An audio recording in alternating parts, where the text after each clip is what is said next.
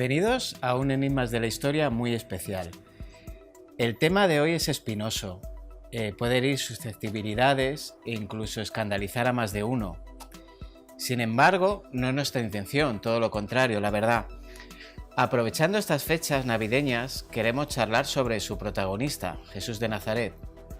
Lo haremos desde la perspectiva histórica, desde la perspectiva social e incluso desde la filosófica. Y aunque sé que acabaremos cayendo en la religiosa, esperamos no caer demasiado en ese error.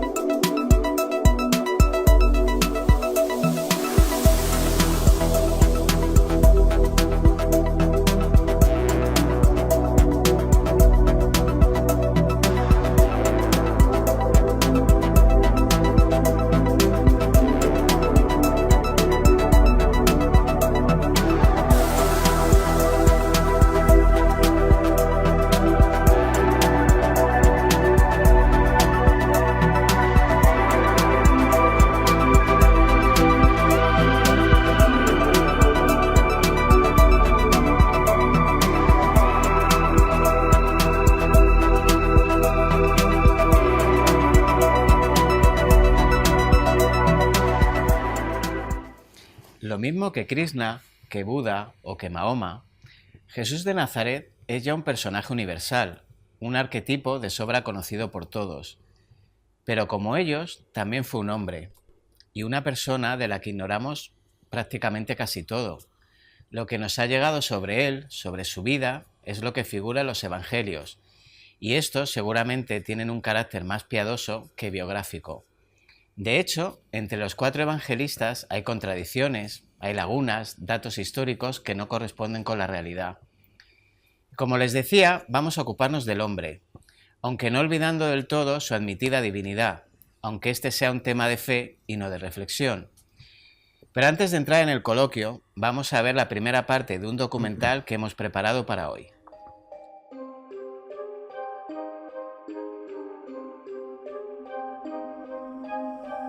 En la cultura occidental Jesús es un personaje de sobra conocido, al menos en apariencia, porque la realidad es que la imagen que de él tenemos nos ha llegado a través de la predicación, de la catequesis o de las clases de religión, sin otra referencia aparentemente histórica que el relato dejado por los 4 evangelistas.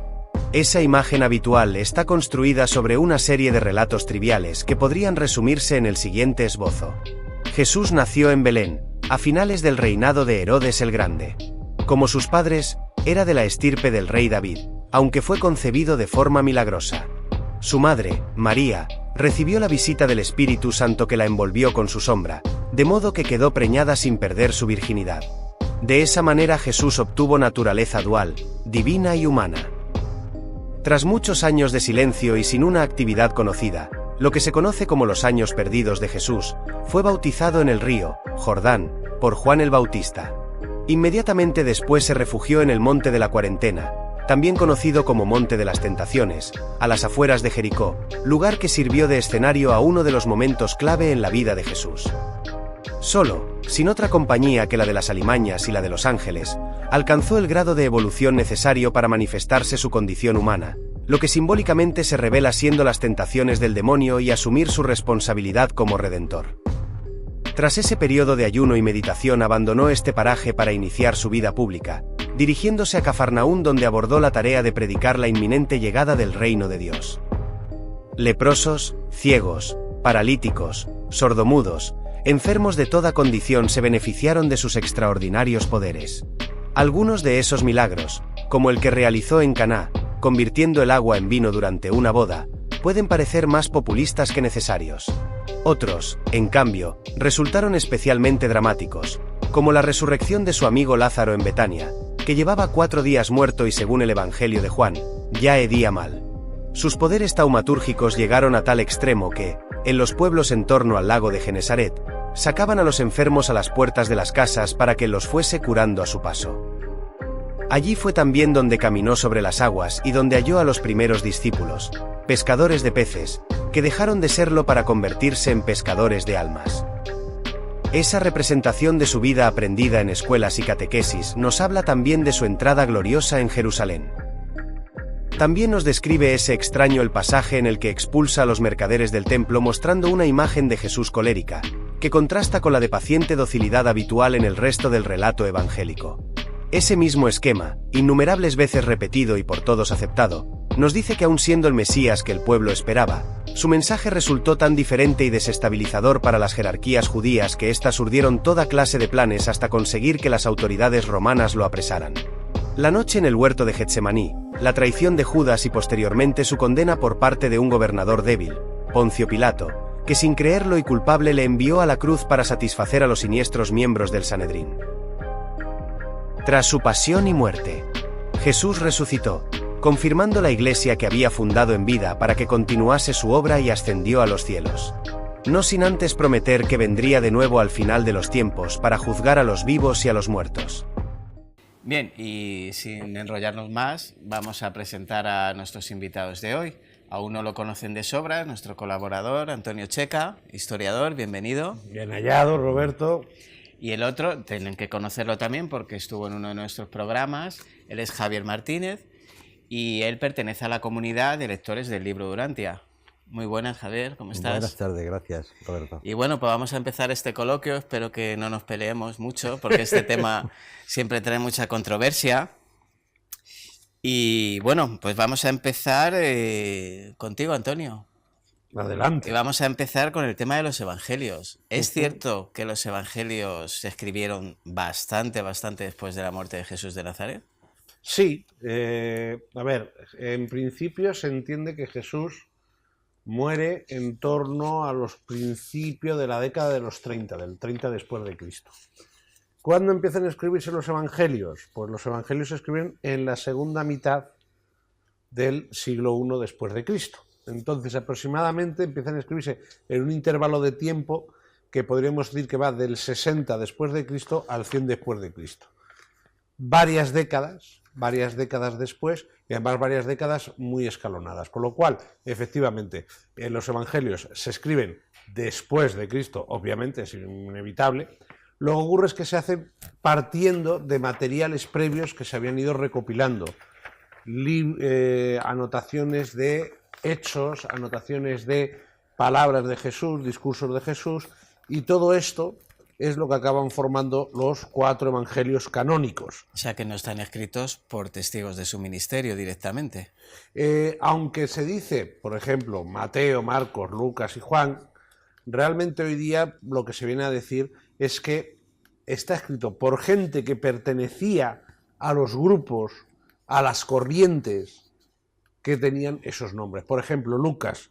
Lucas es un discípulo de Pablo, eso sí que se sabe, eso está documentado. Sabemos que Lucas es un discípulo de Pablo, pero ¿fue Lucas el que escribió el Evangelio de San Lucas y fue Lucas el que escribió los Hechos de los Apóstoles? Pues lo más probable es que no.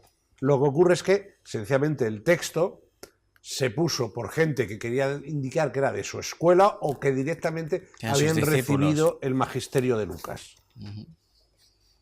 Bueno, vamos a monopolizar, nosotros el debate. No, por Dios.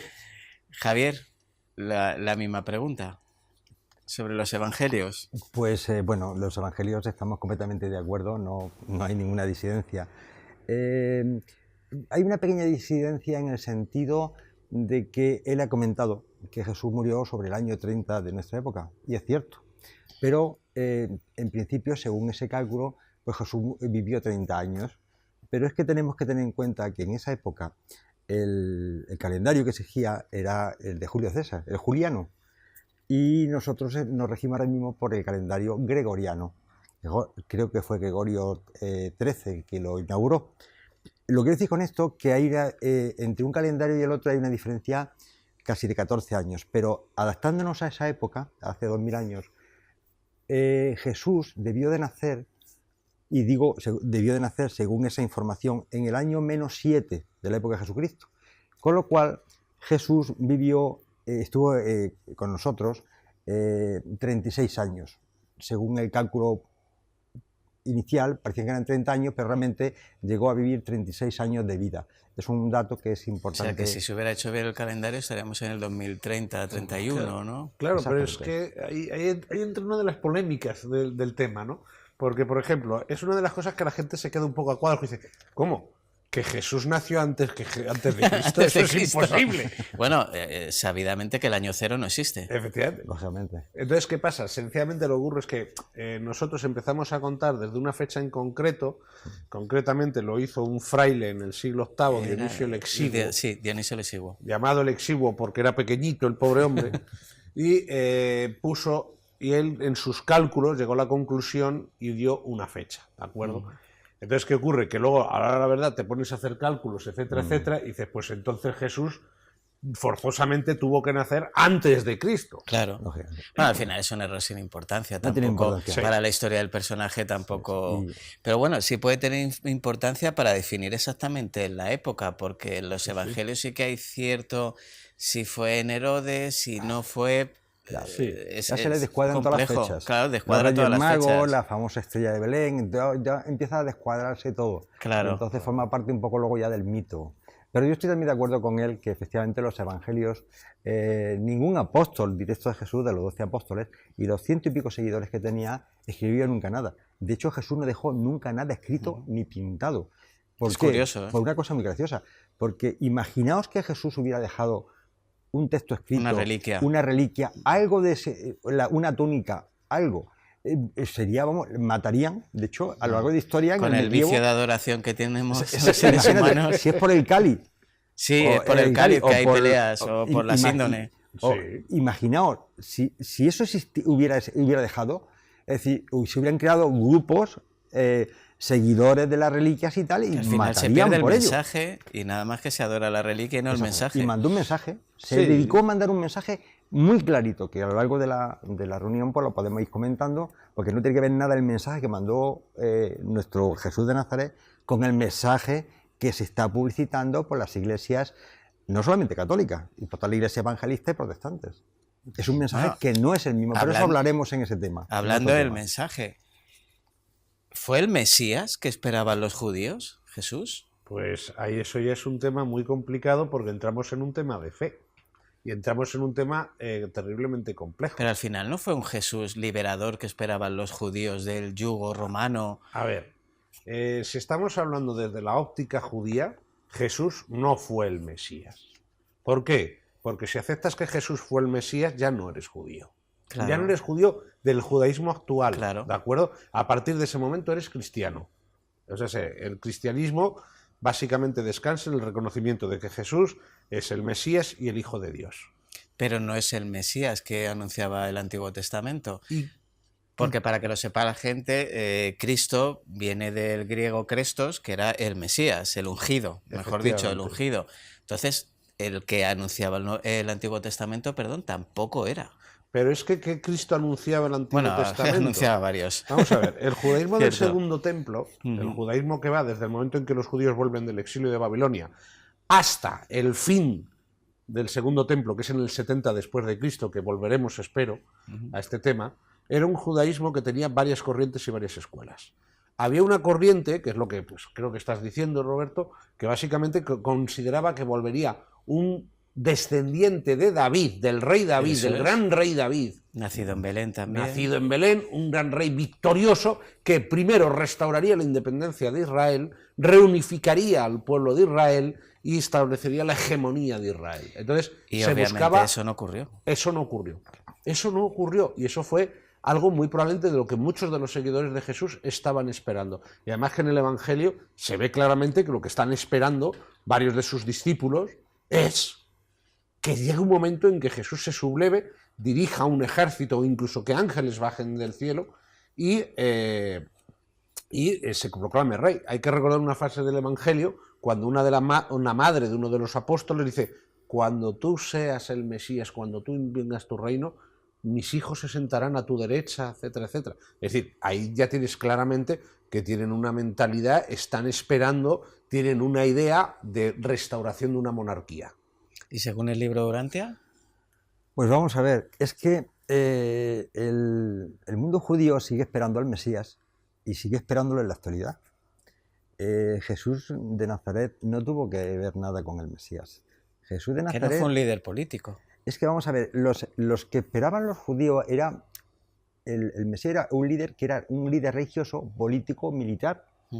Realmente iba a unir a todas las tribus de Judá y realmente invadir el mundo e imponer los criterios del pueblo elegido. No nos olvidemos que los judíos se consideran el pueblo elegido por Dios. Entonces, él esperaban, efectivamente, tal como él nos ha contado, esperaban una figura casi mitológica, ¿no? Y por eso realmente luego, cuando se mira la vida de Jesús de Nazaret, hay mucha mitología que se asocia porque era un héroe que tenía que venir.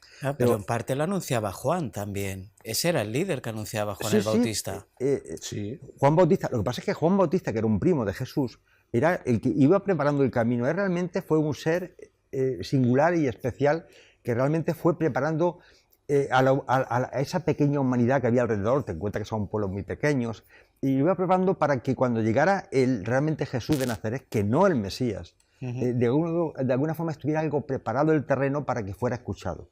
Pero volviendo a la temática del Mesías, Jesús era un hijo de Dios, no dicho el unigénito de Dios, desde la óptica del libro de Urantia, era un hijo de Dios, de los muchos que hay. Con perdón, que nadie considere que esto es peyorativo.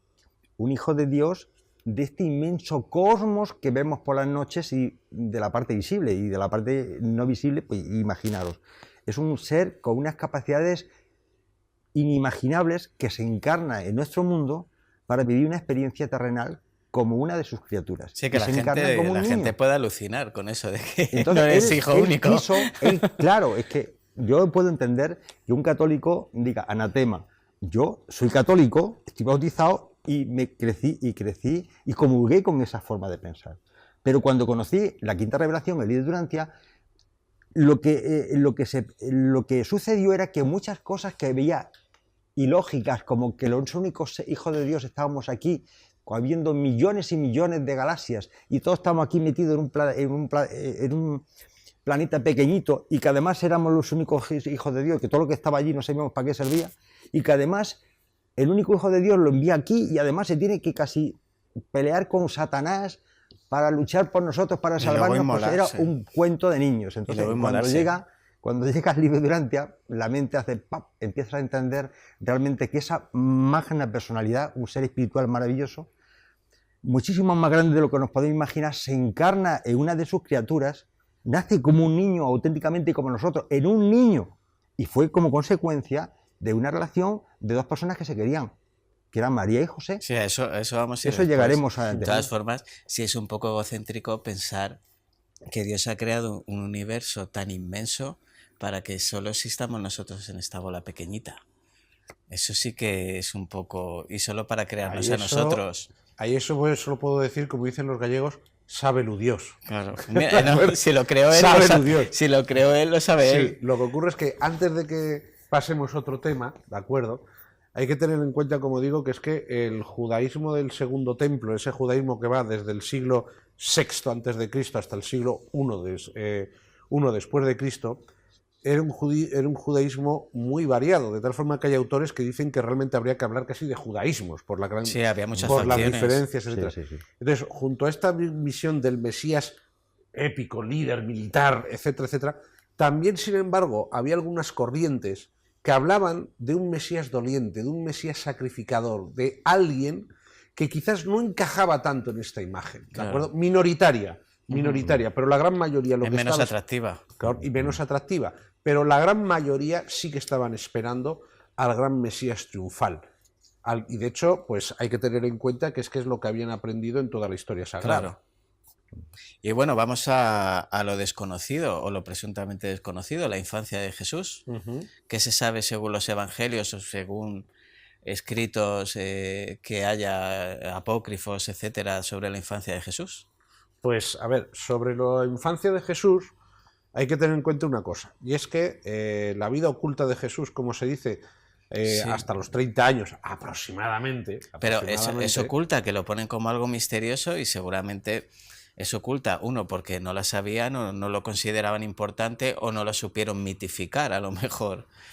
Tanto. Es que sencillamente durante ese momento pues era un niño, un adolescente y un joven que estaba en Normal y Nazaret. corriente. Sí, pero ojo, Hay acuérdate... apócrifos que dicen que era cruel, que mató a un niño y Cuidado, luego resucitó, cuidado. Con esto etcétera. con esto hay que diferenciar. Ten en cuenta que los evangelios canónicos, cuando hablamos de los evangelios canónicos, son los 4 evangelios reconocidos universalmente por la comunidad cristiana. Y apócrifos son los y cientos, evangelios que hay también. Y los cientos otros que evangelios. hay, Sí, hay- por el mundo. Sí, de ahora la hablo época. de los apócrifos. Pero tú ten en cuenta que en Lucas sí que se nos habla de la infancia de Jesús, la famosa escena en la cual Jesús está con los doctores en el templo Sí. y los doctores se quedan totalmente maravillados al ver su gigantesco conocimiento. ¿Cómo es posible que este niño El sepa niño tanto? perdido y hallado en el templo. Efectivamente, ¿cómo es posible que este niño sepa tanto? Entonces, de la infancia de Jesús se sabe muy poco. Sí que es cierto, efectivamente, los evangelios apócrifos, que tenemos evangelios apócrifos que tienen muchísima información o que dan muchísima información. Lo que ocurre es que los evangelios apócrifos, la inmensa mayoría, son posteriores en el tiempo a los evangelios canónicos. ¿Qué ocurre? Que al ser posteriores en el tiempo a los evangelios canónicos, siempre Son se otras viene a corrientes decir- de opinión. por un lado son otra corriente de opinión, pero por otro lado, al estar escritos 50, 60, 100, 200 años más después, ya La hay- tradición oral se va Correcto. cambiando. La tradición oral va cambiando, se considera que ya no tienen tantos elementos históricos y de hecho la gran mayoría de historiadores, lo que hablamos de historia académica, cuando hablan de Jesús, de la historia de Jesús, siempre te acaban basándose en los 4 evangelios canónicos, las poquísimas fuentes paganas y judías que hay, y de los evangelios apócrifos se cogen muy pocas cosas porque es que realmente están tan alejados en el tiempo que no se cree que realmente contengan materia histórica. Sí que contienen materia de fe, contienen la visión que tenían de Jesús determinadas comunidades, o los cristianismos perdidos, o los cristianismos derrotados, o cristianismos que sencillamente fueron subsumidos. Pero en todo caso, de la infancia de Jesús sabemos muy poco, por eso se dice vida oculta, y lo poco que sabemos es lo que nos transmiten los evangelios, que ojo, que tampoco tienen por qué ser datos históricos en sí, sino que incluso pueden ser sencillamente formas de Sí, expresar al final algo. hay que tomarlos como algo histórico porque son escritos sobre alguien de la época, pero como hemos dicho al principio, están escritos por y para la fe, Sí. al final. ¿Y el libro Durantia sobre Jesús? Es que, vamos, ¿Su el libro de infancia? Durantia es extensísimo sobre la vida de Jesús. Sí. Prácticamente narra la vida de Jesús día a día. Es decir, desde que nace y incluso mucho antes de que naciera, cómo se preparó el tema y cómo murió y cuántas veces se resucitó. Es decir, de hecho, el libro de Durantia le dedica más de 700 Pero te páginas. revela que era un niño normal. Era un niño normal. Es decir, vamos a ver, el Jesús de Nazaret, entendamos, es una personalidad, es un hijo de Dios, es un hijo paradisiaco de Dios, que se encarna dentro de nuestra humanidad como un niño normal. Entonces, el primer problema que tenemos es la concordancia de fechas. Mientras que los cristianos católicos ortodoxos pues asignan el 24 de diciembre, sabemos sobre que esa eso fecha sobre podemos eso hablar, y iremos. seguramente tú Hablaremos. estás Hablaremos. mucho más documentado que yo, pero del libro de Durantia nos narra otra cosa y nos dice que Jesús nació exactamente el 21 de agosto del año -7. Sí, pero no te me adelantes ahí porque ahí va a traer. Ahí hay batería. cola. Ahí hay artillería. Entonces, hablando un poco Artillería. a nivel global, lo que nos narra en el libro de Durantia es toda la secuencia de la vida de Jesús, desde que cómo viene, cómo nace, la época de la infancia, la juventud, la relación que tuvo con sus hermanos. Jesús tuvo muchos Que a eso hermanos. vamos a ir también. La relación que tuvo con su madre María, que precisamente muchas veces como una buena madre y con un buen hijo, en algunos momentos no coincidían, cómo él va tomando conciencia de la divinidad de quién es y empieza a darse cuenta a partir de los 12 años de edad. Y realmente, cuando él empieza a tomar el control de Conciencia. su vida, porque su padre José había muerto en un accidente, murió cuando él era muy joven, pues cuando él era jovencísimo, prácticamente tenía 19, 20 años, él se tiene que hacer cargo de sus hermanos, de su madre. Una viuda judía no es como ahora, ¿no?, que tienen asistencias sociales por todos los sitios, entonces que te morías de hambre. Y con hermanos más pequeños, porque él era el mayor. Luego hablaremos de los hermanos, pues seguramente será un tema aparte.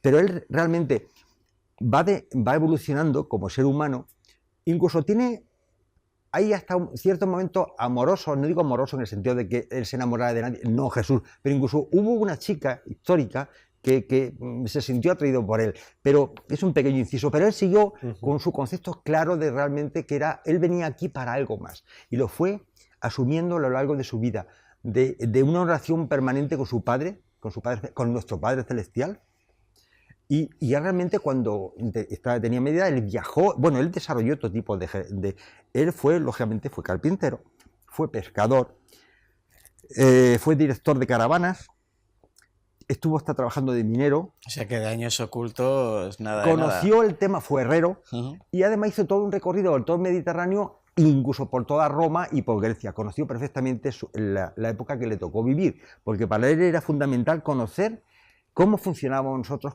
cómo amábamos nosotros y cuáles eran nuestros problemas. Quería saber exactamente, en propia carne, sentir digamos, la experiencia de una criatura suya. Y cuando él viaja y tal y vuelve, es cuando empieza su vida pública. Hay un momento que lo bautiza Juan, que era un primo suyo, llamado Juan el Bautista, y que en ese momento del bautismo él realmente toma conciencia en plenitud de realmente la personalidad que él. De todas formas, perdona, estamos hablando de la existencia de Jesús como un hecho hiperprobado, pero hay muy pocos vestigios, aparte de los evangelios, de la existencia de Jesús, que puede parecer un pecado, sacrilegio, dudar, pero la corriente durante todo el siglo XIX era la no existencia de Dios. Bien. Y la no existencia de Jesús. Vamos a ver, ahí en este tema, yo se me permite por ir tal, pero por ejemplo, yo en el Evangelio, cuando se habla de la vida oculta de Jesús, de los primeros centros de Jesús, en el Evangelio, concretamente en Juan, hay un momento determinado cuando él empieza a hacerse famoso, cuando él empieza a predicar, dicen, pero no es este... Sí. El hijo del carpintero. El hijo del carpintero, Jesús el de Nazaret. Claro. No es este un Galileo. ¿De Galilea alguna vez puede salir algo bueno? Sí. Entonces, yo honestamente creo que, al menos lo que nos dicen los cuatro evangelios canónicos, lo que nos dan una idea es que Jesús se debió mover en el mundo, en un mundo muy limitado. Yo no creo que haya pie para esos viajes. Pero sí que es curioso una cuestión, y es que el tema del carpintero en el Talmud, en la interpretación talmúdica, los rabinos, dicen que cuando dices carpintero realmente lo que quieres decir es habilidoso. A gente que es capaz de hacer muchas cosas, con lo cual eso sí que encajaría con lo que estás diciendo. Sí, hay corrientes, de hecho, que dicen que era una mala traducción, porque en griego era tecnón, que no era un carpintero en sí, sino era más un jefe de obra, o sea que... Desde la óptica corantiana era carpintero, pero era constructora de barcas. Sí, es que estuvo aplicando técnicas, por ejemplo, no era pobre, no era un carpintero pobre. Era carpintero porque tenía el taller de su padrino, pero realmente era un hombre con unas capacidades incluso inventivas en el sentido de que traducción es más de un maestro de obra. Es un maestro de obra, sí, realmente era un líder. Es que además de ser un líder religioso, es que era un líder humano, es decir, tenía un encanto tan especial que a las personas con las que se dirigían a él y que hablaban, se sentían atraídos por él. Hombre, para tener tantos seguidores en un Jerusalén, ya no te hablo de toda Judea, que habría no sé cuántos profetas podía haber por metro cuadrado en aquella época, porque eso es una cosa que a lo mejor la gente no conoce, pero era una época que en cada esquina había un profeta predicando su enseñanza. Vamos a las pruebas. Bien, ahí el tema de las pruebas, por un lado lo que tú estás diciendo es que el judaísmo, en el ambiente en el que Jesús vivió, era un ambiente en buena parte estallado y en buena parte conflictivo, en el cual efectivamente había muchísimos profetas, muchísimas apuestas. Poco antes de que Jesús empezase su predicación, hubo un tal Judas el Galileo que se había proclamado Mesías, fue derrotado. Pues no eres Galileo, pues no eres el Mesías, evidentemente. Pero en todo caso, el tema de la existencia histórica o no de Jesús. Pues claro, en el siglo XVIII ya hubo gente que empezó a poner en duda que Jesús hubiera existido realmente. Pero ¿qué ocurre? Pues que tenemos algunas fuentes que no son las canónicas, o otras como Urantia, o que pueden venir por otros temas, que son ya cuestiones, cada cual le dará la fidelidad que considere a la fuente que considere.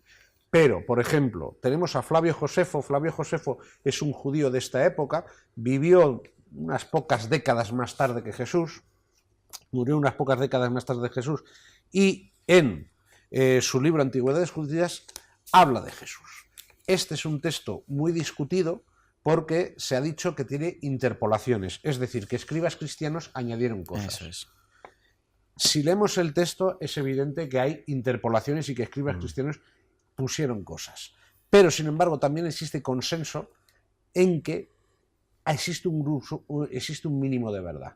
¿Por qué? Porque dice, leo el texto, que es un texto, como digo, hay dos textos. Realmente Flavio Josefo cita a Jesús en dos ocasiones. Un texto es indiscutido, más o menos hay consenso en que es correcto, y el otro ya es el que sí que se dice que hay muchas interpolaciones. Lo voy a leer. El primero pertenece más a su forma de escribir, a su forma de expresarse, Claro. que el segundo. A ver, pero es que en el momento en que lo veamos, lo vamos a ver, ¿no? En el primero dice, y aquí pues en parte la lectura que voy a dar te va a dar la razón. Te comento, sencillamente, Flavio Josefo, esto es antigüedades judías. Sencillamente, pues adelantado dice, Albino no había ganado, por eso convocó al Sanedrín y presentó ante él a Santiago, hermano del Jesús llamado Cristo, y otros, acusándoles de quebrantar la ley, y mandó trasladarlos al lugar donde serían lapidados. Ojo, hermano. Hermano, Para correcto. lo que viene Santiago. después. De él hablaremos más adelante probablemente. Este es un texto que básicamente existe acuerdo en que es de Flavio Josefo. Te encontrarás con gente que lo niega, pero es evidente que... Sí, pero la comunidad de historiadores lo da por bueno. La gran mayoría lo da por bueno. El otro texto que se suele citar mucho y que es muy polémico es este. Y con permiso de los tres espectadores, lo voy a leer con las interpolaciones. Porque así yo creo que incluso cualquiera puede sacar enseguida y enseguida ver que el texto ha sido alterado. Por ese tiempo vivió Jesús, un hombre sabio, si se le puede llamar hombre. Fue autor de obras increíbles y el maestro de todos los hombres que acogen la verdad con placer. Atrajo a muchos judíos y también a muchos paganos. Era el Cristo.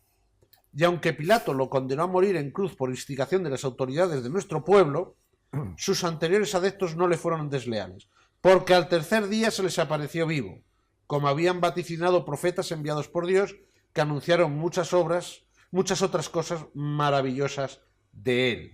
Y hasta el día de hoy existe la comunidad de los cristianos. Un historiador judío en la vida iba a decir que era el Cristo. Correcto. Lógico. Iba a decir que había resucitado. Exactamente. Efectivamente. Lo que ocurre es que de este texto, que es el que más discutido de todos, porque sí que se cree que efectivamente sí que habló de, en ese tiempo vivió Jesús, sí, que fue maestro, etcétera, etcétera, pero el texto fue muy alterado. Sí, fue maestro, fue rabí.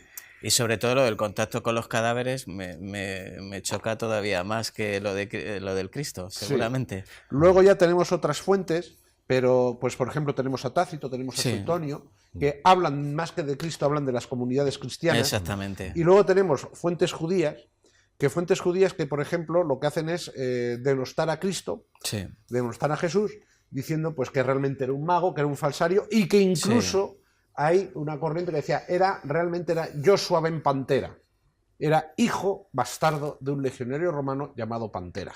De todas formas, como historiador, como historiadores, como lector del libro Urantia, yo creo que nos es más sencillo explicar el movimiento posterior, el cristianismo, desde la perspectiva de la existencia de Jesús. Si no es prácticamente, no hay un movimiento similar basado en nada, en la historia de la humanidad. Es mucho más sencillo presuponer su existencia que su no existencia. A ver, yo es que no es que eso sea más sencillo, sino que es que sencillamente lo que hay que tener en cuenta que es que pocas décadas más tarde, gente que no pertenece a su movimiento lo citan y jamás negaron su existencia, jamás dijeron, no, es un invento de estos. Claro. No lo dijeron. Entonces, existió un Jesús de Nazaret. Otra cosa es, fue Mesías, sí, fue todo lo fue demás, lo otro, pero existir, dijo esto, damos dijo por aquello, hecho que existió. Es una realidad. Es decir, eso es una realidad y, por supuesto, si no quieres creerlo, pues dirás que incluso esos textos pues, están manipulados, son falsos, y si quieres estar de acuerdo, pues claro, le darás veracidad a los temas. Es verdad que incluso los evangelios han sido modificados, cada vez que se traducía se cambiaban en función de la intencionalidad. Es decir, entendámonos, Jesús no hablaba griego, pero no se comunicaba en aquella época. Sí, el griego koiné, que era el lenguaje comercial. Entonces, él realmente, él además, toda la transmisión fue verbal. Es decir, los primeros que empezaron a escribir no eran sus propios apóstoles, fueron seguidores de esos apóstoles. Después de 50, 60 y 70 años, posteriormente. Y después, cada vez que se traducían a diferentes idiomas, pues se iba quitando y poniendo cosas. Pero Por eso ejemplo, pasa con cualquier libro. pero con cualquier libro, pero es que incluso hay ejemplos tan graciosos. Ahora estamos en Navidades. Yo he puesto en mi casa también, lógicamente, pues he puesto mi nacimiento, hemos Claro. puesto mi mujer y yo nuestro nacimiento, nuestros 3 Reyes Magos y tal. Melchor, Gaspar y tradición. Baltasar. Sí. ¿Dónde están los nombres de Melchor, Eso Gaspar y no Baltasar existe. en los evangelios? Eso es bueno que los No telespectadores existe. sepan que eso es una tradición, Claro. algo que Se fue ha ido después, pero que incorporando en en el tiempo. ningún momento El que existe en el Nuevo mató Testamento. a Jesús cuando tal fue Longino. ¿Dónde Claro. aparecen los evangelios canónicos que Longino Sí, era tal? exactamente. Entonces, se han implementado muchas cosas y otras cosas habrán ido desapareciendo por la Claro. intencionalidad. Tened en cuenta que cuando los evangelios se convierten en canónicos, hubo un montón de información, incluso de... Ahora mismo, bueno, por los documentos de que aparecieron en Qumran y tal, alguna cosa más se puede salvar, pero poca. Pero poco, de se ahí despreciaron poco, se ha mitificado po- mucho, pero poquito. hay Realmente poquito. son Sobre este las tema costumbres, prácticamente los no hay temas nada. de limpieza, pero Muy poquito. muy poquita cosa. Pero la realidad es que conforme ha ido evolucionando la Iglesia, en las diferentes iglesias, pues claro, han ido implementando cosas, implementando sacramentos, implementando los sólidos, implementando 20.000 historias, o incluso Bueno, licencias pero papales. es y tan cosas que humano no tenía, formalizar que no tenía que ver las nada con cosas. Jesús. Es decir, si Jesús ahora mismo viniese a esta tierra, que nos estará viendo en este momento, se aterrorizaría, bueno, no se aterrorizaría porque ya sabrían de día, pero es que no tiene que ver nada el mensaje de Jesús con lo que se ha montado, el negocio que Bueno, han montado a eso todas vamos a las ir ahora. iglesias. A eso vamos a ir Para ahora. vivir, no te digo que hay gente maravillosa que trabaja con fe, que se dedica a los demás y tal, pero una minoría. La mayoría son funcionarios de la religión. Gente que vive cómodamente y que, bueno, es una forma de vida. Y no solamente pasa en el ámbito católico, protestante o mormón, o de los hindúes, los taoístas, todo el mundo se aprovecha de las religiones para vivir del cuento, las cosas como son. Sí. Pero el mensaje auténtico de Jesús nada tiene que ver con el mensaje que actualmente está mandando la Iglesia de forma corporativa, aunque hay una parte de realidad que sí la envía. Es verdad que la esencia fundamental Está. la mantiene la paternidad de Dios y la hermandad del No, pringao. al final, eso es Pero lo el tema de la importante. expiación, eso fue un invento que está muy bien planificado pues para sacarnos los cuartos a todos. Bueno, vamos a ir un poquito a publicidad. Dejamos que los telespectadores le den una vuelta porque les aseguro que queda bastante de lo que vamos a hablar. Volvemos enseguida.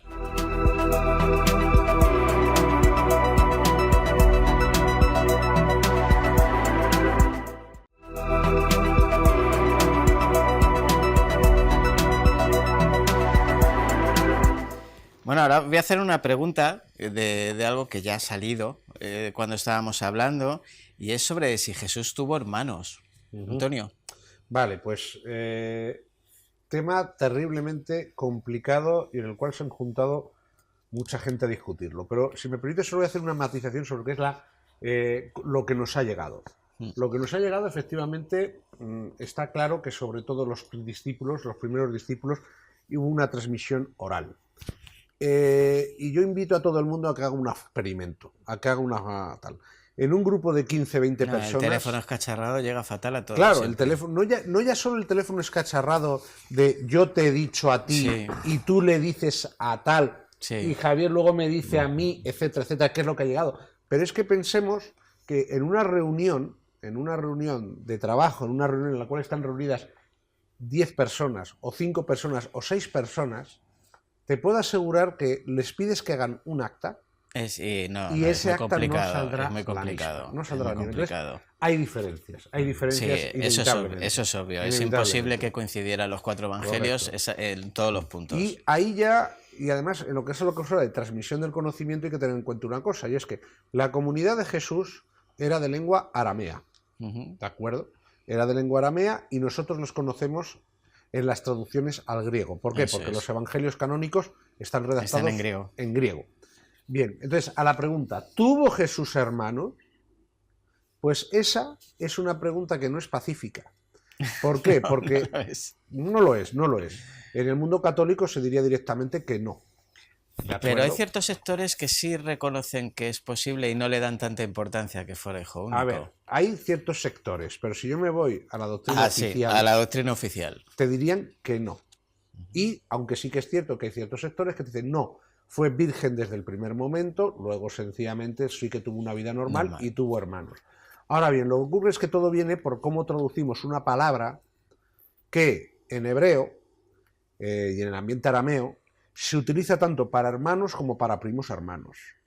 Entonces, ¿qué ocurre? Estamos hablando de hermanos de Jesús, de primos de Jesús o de gente extremadamente cercana a Jesús. ¿Eran hermanos, no eran hermanos? Aquí hace ya unos años hubo un coloquio entre teólogos católicos y teólogos protestantes, y llegaron a la conclusión que eran incapaces de llegar a ningún acuerdo. No se va a llegar a un acuerdo imposible. porque cada uno va a tener su opinión y no se va a mover. Ahora bien, en lo que es la historia académica, es decir, la historia no confesional, básicamente hay acuerdo con que sí hubo hermanos. Entonces, a partir de la ahí académica ya, sí. En la historia académica sí, es decir, casi todos los historiadores no confesionales sí que defienden que hubo Pero hermanos. Tampoco es tan importante para la fe, ¿no? Básicamente por la tradición de la virginidad de María. Bueno, pero se puede mantener la tradición de la virginidad de María en el nacimiento de Jesús, pero no el nacimiento posterior. Que el mismo cuerpo de María sí, trajera a Jesús puede ser controvertido a otros claro.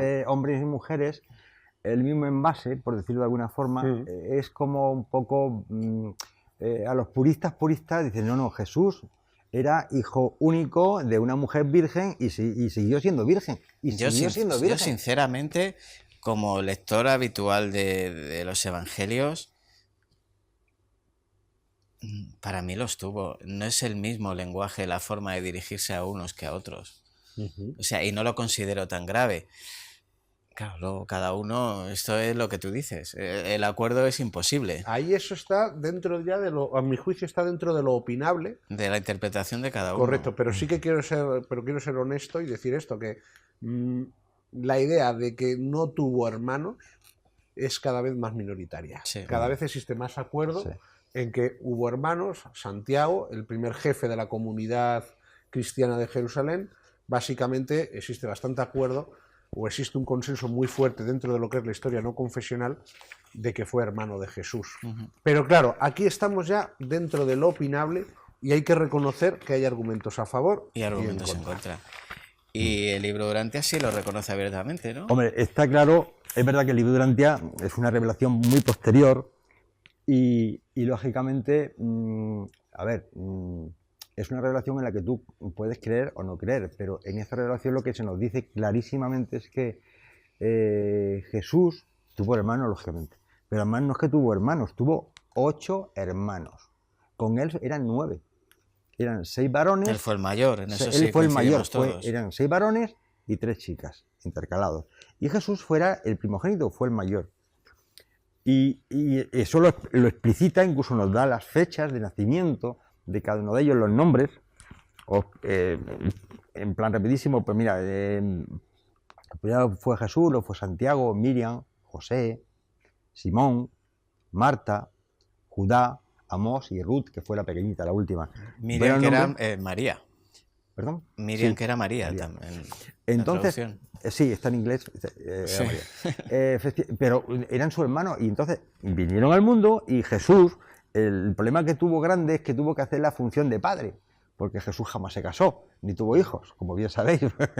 Pero realmente desarrolló las funciones de padre porque es que José, su padre, murió muy joven. Eso le daría y más se tuvo que hacer cargo de todos todos años. Claro, ocultos, entonces, ¿no? por eso él no empezó su vida pública como él tenía previsto antes, porque se tuvo que dedicar a cuidar a su madre y a sus hermanos y sacarlo adelante, porque una de las directivas que manda el Padre Celestial a través y en el libro antes se declara es que la familia es fundamental. La familia es la base de la sociedad y es un instrumento divino. Cuando hablamos de la Trinidad, Padre, Hijo, Espíritu Santo, es el Padre y el Hijo y generan la fuente centro tercera, el Espíritu Santo. Es decir, la familia es fundamental. Y entonces, él retrasó toda su labor pública de difusión, de predicación, porque lo primero era ayudar a la familia y ayudar a sus hijos, a su hermano, a que salieran adelante y su madre, pues igualmente saliera. Y era tan importante esa figura, ese ejemplo que tenía que enviar, que en varios años la retrasó. Fijaros lo importante que era. Y él, por supuesto, adquirió la experiencia de un padre que sufre con los hijos que uno, porque Judá, uno de los hermanos, era un Pero al vale final, perdida. eso, desde un punto de vista de los evangelios, pues tampoco sería interesante contar, o a lo mejor si eso pasó, sí hubiera sido interesante contar esa parte humana, ¿no? Sí, pero es que no podemos Pero sacar Es más que no podemos conclusiones. sacar más Pero conclusiones que las que ¿quién te lo hay. iba a contar? Claro. Si los propios apóstoles, los Sí. propios familiares no escribieron nada. Te cuenta que Claro. la información era una transmisión verbal. Si es que era Como imposible. transmitía. Imposible. Bien. Entonces, después de varias generaciones Pero bueno, Juan, llegaba... Juan, el discípulo, sí había tenido relación con el anterior al resto de los discípulos, ¿no? Pero ojo, es que claro, si Sí estás debería hablando de saberlo. Juan, el que redactó, el que Claro, si es presuntamente que, redactó el Evangelio de claro. San Juan, es que encima te estás yendo al Evangelio de San Juan, que es el más antiguo de todos, Sí. y que es un evangelio que incluso se cree que está redactado 4, 5, 6 décadas más allá. Claro, ¿ves? es que es imposible. Juntamente Entonces, con el Apocalipsis... Etcétera. Entonces, es imposible. Es imposible. Entonces, ¿qué es lo que ocurre? ¿Que por qué no se habla más de la vida oculta de Jesús? Pues es que seguramente los que que la escribieron ni la desconocían. sabían. La desconocían. Se desconocía o no se Pero considera hubiera sido importante. interesante también conocer Sí. esa parte humana. Sí, pero tú ten en cuenta que los evangelios están redactados para dar un mensaje de fe. Claro. Entonces, es una redacción que todo está orientado hacia ese Sí, mensaje de fe. al final no puedes humanizar No tampoco es, al claro, es que personaje. tampoco es un cronicón. Claro. No estamos hablando de algo como Tucídides, que te escribe una Sí. guerra del Peloponeso, o Heródoto, Claro. que te escribe... No tienen esa visión. Pues es una Están pena. dando un mensaje de fe. Es una pena. Entonces, los datos que ponen y los datos que dan están seleccionados para el mensaje de fe que quieren dar. Exactamente. Pero como no olvidemos como el Jesús humano, el Jesús hombre, porque la Iglesia siempre ha tomado como dos posturas. De hecho, había un concilio que fue terrorífico, el Jesús humano y el Jesús divino, ¿no? Es decir, tiene las dos naturalezas, ¿no? Pero el Jesús humano se ha olvidado mucho. Ese Sí. Jesús que sufría, que se tenía que también cogía enfermedades. Es que al se- final es... ese Jesús humano no ha interesado, pero a mí perdonadme es la el que más me palabra, pero es motiva. que es menos vendible, seguramente. Claro, no es vendible, pero ese es el Jesús que te acerca. Para a- la fe, me refiero. Pero no para la fe, sino porque si él es capaz de superar. Es decir, vamos a ver, Sobre a mí un todo en esa Jesús, época. Ahora, desde nuestro punto de vista de ahora, a lo mejor sí nos gustaría conocer más a la persona humana, Sí. pero desde el punto de vista hombre, más teológico, paulista, no. que al yo es final que es ahí- prácticamente el redactor de toda la fe, que es Pablo, desde su punto de vista no creo que le resultará muy interesante. Es que hay discrepo de los dos. Porque Me vamos encanta a que ver. discrepes. Pues nada, vamos a discrepar. Vamos a Está bien que discrepar. discrepe. Evidentemente, es que vamos a ver, en la discrepemos. tradición cristiana mayoritaria, pero hasta prácticamente el siglo XIX, XX, Jesús es hombre y Dios. Y eso es lo que dicen los concilios. Ujú. Éfeso, Nicea, Sí. etcétera, etcétera. Cuando se elabora el credo, hombre y Dios. Es decir, está claramente esa naturaleza y Jesús es hombre y Pero Jesús más es representada Dios. la de Dios que la de hombre. Pero ambos dos. Sí, sí, pero... Si no, no se entiende pero la sus teología hechos cristiana. Pero sus hechos son... Los hechos escritos en los evangelios son más de Dios que de hombre. Claro, efectivamente. Por eso te digo que están hechos más para la fe Sí. que realmente que si lo hiciéramos Pero- desde un punto de vista cronista ahora mismo, periodístico, se haría muchísimo más completo. Pero la traducción paulista tiraba más hacia la fe que hacia el hombre, Sí, más claro. al Dios que al hombre. Sí, es así. Y bueno, ya que hemos discrepado, vamos a entrar en un tema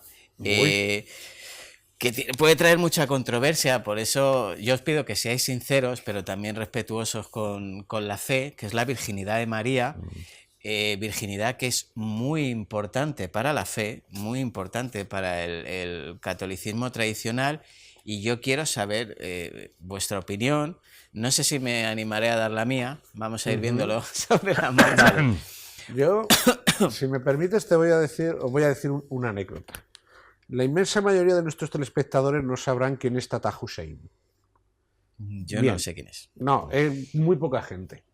Tata Hussein fue un sabio egipcio del siglo XX que fue de los primeros que se puso a interpretar el Corán y de los primeros que se puso a interpretar el legado de toda la poesía preislámica árabe.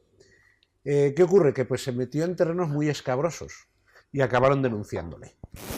Fue un juicio en el Cairo. Ay, ya sé quién es, sí, sé quién es. Bueno, sí, pues sé fue un quién juicio es. en el Cairo y Tata Hussein dijo una cosa y dijo: Yo, como musulmán, digo que lo que aparece en el Corán es verdad revelada por Dios y dictada al profeta Mahoma y que no hay más Dios que Alá y Mahoma es su profeta. Ahora, como filólogo y como historiador, solo puedo decir que no hay ningún dato histórico que avale que Abraham, Isaac, Claro, etcétera, etcétera, sí. existieron. Entonces, me preguntas mi opinión sobre la virginidad de María. Como historiador te puedo decir, no hay datos. Únicamente hay unos testimonios de fe. ¿Te los creerás? No te los creerás. Y a partir de ahí que cada cual crea lo que quiera. Yo creo en la virginidad de María. Y además es dogma, ¿de acuerdo? Claro, Pero, que es dogma de fe. claro, pero en todo caso diferencio el historiador a las conclusiones a las que puede llegar un historiador con sus documentos. A mí, por ejemplo, nadie me puede negar la existencia de Jesús. ¿Por qué?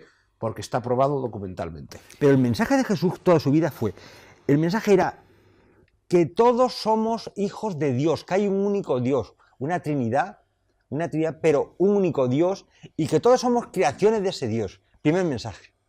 Y que somos todos hermanos. Hermanos da igual la religión que practiques, el sexo que tengas, etc. Somos hermanos. Y tenemos que respetarnos y amarnos como hermanos. Y amarnos como hermanos. Segundo mensaje. Y tercer mensaje. Tenéis que buscar la perfección individual y personal para ser perfectos como nuestro Padre Celestial es perfecto, que en parte también lo dicen en los Evangelios. Esos fueron los mensajes ¿Suena tan prioritarios. bonito? No, dime y voy a dar paso al documental ya, Sí, dime. claro, es que aquí son muchísimas afirmaciones. Sí, sí. Falta el programa. Claro, pero sencillamente yo te diré que ¿por qué triunfó el cristianismo? El cristianismo triunfó porque creó comunidades en las Sí. cuales sencillamente esas comunidades se intentaba llevar a ese amor práctico. Bueno. De tal forma que, de una forma un tanto reduciéndolo a nuestro lenguaje, una vez escuché una frase que me hizo mucha gracia, pero que tiene en parte verdad. Sencillamente los cristianos triunfaron porque crearon la seguridad social. Exactamente, ¿De es que acuerdo? ahí voy. Entonces, ¿qué ocurre? Sencillamente, cuando tú lees los Hechos de los Apóstoles y lees incluso las cartas de Plinio, la carta de Plinio el joven, cuando le dice a Trajano, ¿qué hago con esta gente? Dice, es que lo tienen todo en común, es que se ayudan entre ellos, es que tal. Entonces, ¿qué ocurre? Era una comunidad real. Eran una comunidad, sobre todo en los primeros tiempos, porque al ser una hermandad. comunidad No, es pequeña... que no la era una hermandad, comunidad solo de fe, de, claro, al ser de una hablar. comunidad pequeña, ahí sí que era muchísimo más fácil eso, y sencillamente en una comunidad de autoayuda. Y ese es uno de los motivos del triunfo del cristianismo. Es que aún no siendo creyente, te acercabas a ellos, ayudaban a las viudas, ayudaban a Sí. los huérfanos, educaban, etcétera, etcétera. Sí. Y luego Y aparte, que sencillamente, que es que no sé, hay que tener en cuenta que es que aquí estamos hablando mucho de los evangelios canónicos y de Urantia, perdona si no Sí, lo sí. pronuncio bien, No, Urantia, pero tal cual. hay que Muy mirar bien. también un poco el contexto de aquella época de cuál era la oferta religiosa en el Sí, siglo I, sí. ¿de acuerdo? Total. Entonces, ¿qué ocurre? Que de repente aparecen estos, que son los cristianos, que te ofrecen posibilidad de salvación. Te dicen, no, tú tranquilo. Hasta el porque vamos último a momento. Correcto. Posibilidad de salvación del alma, que aceptan a todo el mundo. Recordemos que muchísimas religiones no aceptaban las mujeres. Claro. El Los cristianismo... mismos Y a los judíos. gentiles. Las mujeres no tenían alma. Y a las los mujeres, gentiles. eh, Y a gentiles los tampoco. gentiles. Fíjate, las mujeres estaban relegadas totalmente, Completamente. ¿de acuerdo? Entonces, ¿qué ocurre? Que aparece el cristianismo, el cual da una promesa de salvación y de vida eterna, y de una vida eterna satisfactoria, ¿de acuerdo? Si aquí, si nos vamos a ver una visión que tenían en la vida eterna en las religiones paganas, en las religiones antiguas, nos encontramos con que no era tan agradable. ¿De acuerdo?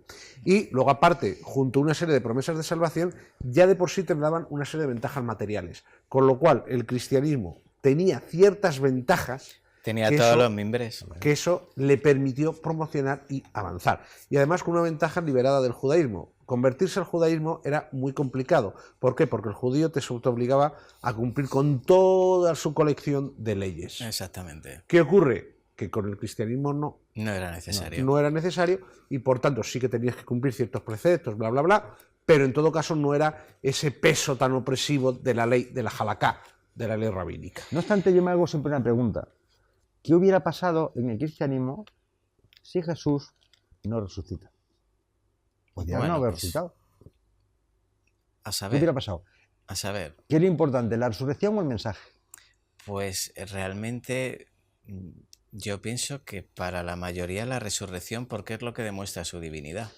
Pero vamos a ver, tú, por ejemplo, puedes Para la creer en fe. Dios. Yo creo en Dios. Sí. Yo a Jesús no lo he visto, ni lo he conocido, ni lo he visto resucitar. Y la fe, la creencia, me basta. Yo no he necesitado verlo.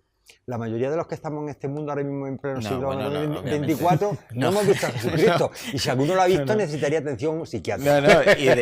Y después de que muriera Entonces, y terminara si somos capaces de las creer, apariciones, no. de creer y asumir que ese mensaje es el que nos puede sacar de este atolladero. Yo creo que no hubiera triunfado la fe, porque con el miedo que tuvieron que estar pasando los apóstoles desde la ejecución de Jesús, que estuvieron todos escondidos hasta que se le apareció a María Magdalena y posteriormente les costó, yo creo que no hubiera habido cristianismo, sinceramente. Pero tú ahora mismo estás moviéndote por unos supuestos libros religiosos, que pueden ser la Biblia, el Evangelio, pero es que no se hubieran escrito. Pero sin embargo tú crees. Independiente. Tú no has estado allí, pero es que no no se hubieran escrito. Yo creo que no se hubieran escrito. A ver, vamos por partes. ¿Por qué no? Si estamos porque hablando no tendría sentido para ellos, no hablo de mí. El mensaje mejor se justificaba. Pero no hace falta que resucitara. Sí, es que ellos no comprendieron el mensaje. O sea, es obvio que hasta que él no muere y resucita, ellos no entienden lo que está haciendo. Ellos esperaban que les liberara de Roma. Ellos, en parte sí. El Dios del amor, ellos lo entienden según el catolicismo a través de la resurrección, cuando ya se les aparece y ven que es verdad y empiezan a entender el mensaje y se arrepienten de las dudas, de los miedos, y es lo que le da a ellos la valentía para, pese a todo lo que tienen en contra, salir a predicar la palabra de Jesús. Sin esa resurrección no hubieran salido, se hubieran escapado por todo Judea y no hubieran ni pescado un pez jamás en el Yam en su vida. Estoy segurísimo. A la pregunta, ¿Jesús resucitó o no resucitó? Los cristianos del siglo I lo creían. Sí. Entonces, sencillamente, que son los más cercanos. Punto, ya está. No, pero quiero decir, pero para un historiador no tiene que plantearse si Jesús resucitó o no. La verdad que como historiador, lo único que me puedo plantear es que si ellos no hubieran creído la resurrección, el cristianismo no hubiera existido, para mí. Sí, evidentemente. Porque es que no tiene sentido. San Pablo en una de las cartas. Sí, no tiene sentido. Entonces, sencillamente, no habría ocurrido nada y se habrían disgregado como tantos nos movimientos queda otra de aquella hora. época. Vamos a terminar por hoy. Continuaremos la semana que viene con la segunda parte de este especial Navidad sobre la figura universal de Jesús de Nazaret. Así que nos despedimos por hoy, por esta semana. Y nada, muchísimas gracias por estar aquí. Dejamos el correo en pantalla como todas las semanas. Y feliz Navidad y que pasen ustedes muy buena semana. Volvemos muy prontito con más enigmas de la historia.